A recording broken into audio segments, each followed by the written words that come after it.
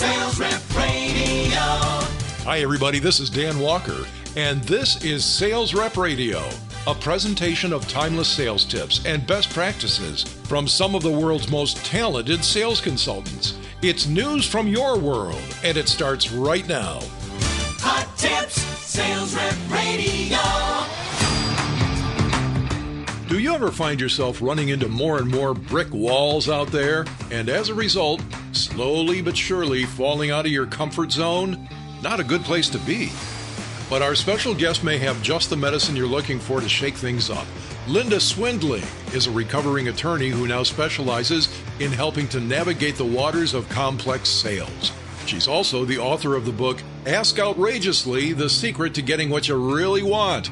And she joins us now with some great insight and advice. Linda, welcome into Sales Rep Radio. Thanks so much for having me. Linda, first, something that kind of stands out in your book, and you open with a story about famous comedian Jay Leno. Now, you're going to have to explain that one to us and how it relates to high-level negotiation. Well, you know how you've been in a studio audience before, and the host comes out, and they ask for questions from the audience. And Jay picked me first. And I had two questions.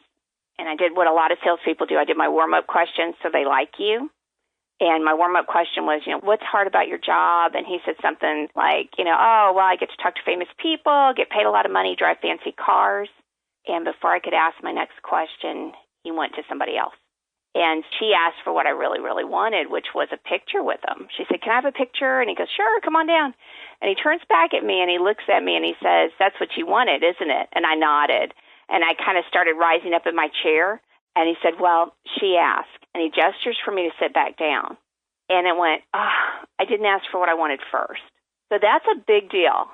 People are, when you're talking to them, they're like, so get to the chase. I don't want to talk about my dog anymore. I don't want to talk about my kids or the wall or whatever. What are you here to do? It was a good reminder. Ask for what you want first. Ask big enough. Because if you don't, a lot of people regret it.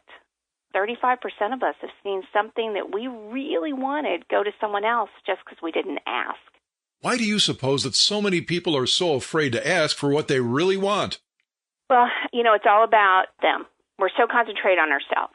If I ask, they may not like me. I might be embarrassed. I might not have the right words. The big one, I might hear what? No.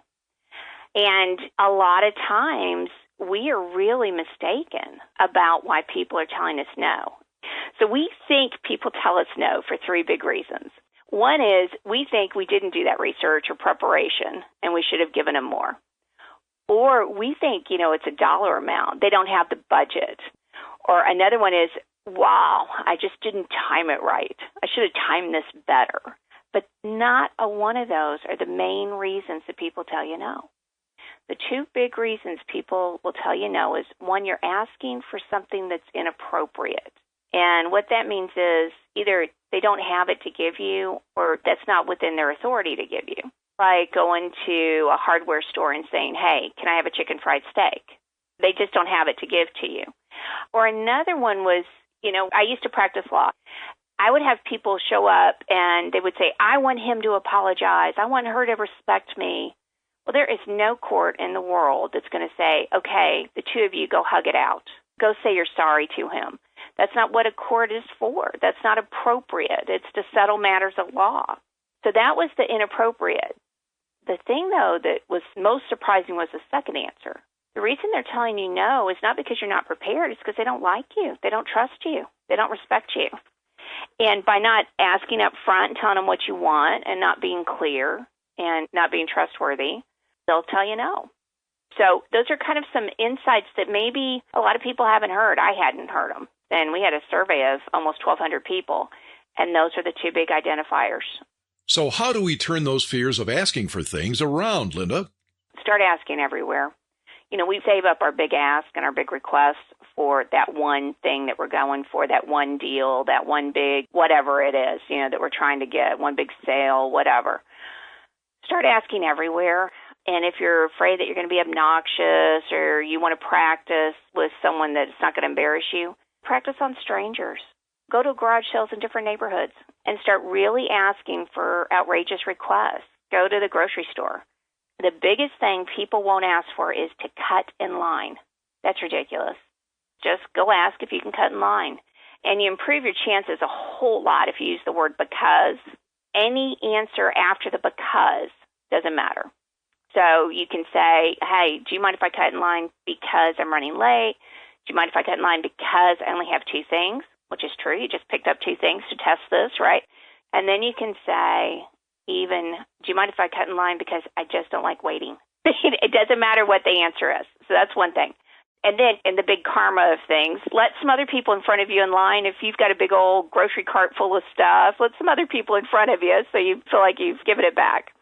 You got to do that. Linda, you spent some time looking at where sales reps are more comfortable asking for things, and that might be a helpful perspective for us. Can you talk about what you found out? Sure. 65% of us would rather ask for someone else.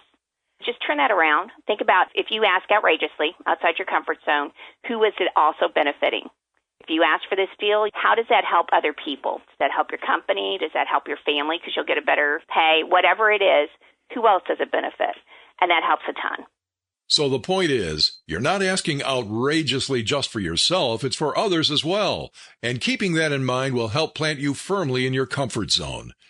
Yeah, we did meet Jay Leno. We kept asking. We asked several people.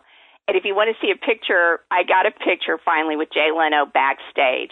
So go to askoutrageously.com. There's tons of tools and resources for free. Just go through that bonus page. And then also there's several places to buy the book on that askoutrageously.com website. And it all started with that fleeting meeting with Jay Leno. And there she is, Linda Swindling at askoutrageously.com. Thank you so much for stopping by, Linda. Thanks so much for having me.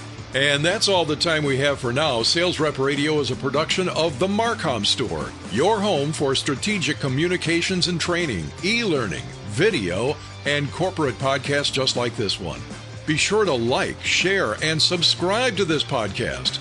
This is Dan Walker. Thank you so much for listening. We'll see you again next time for another edition of Sales Rep Radio.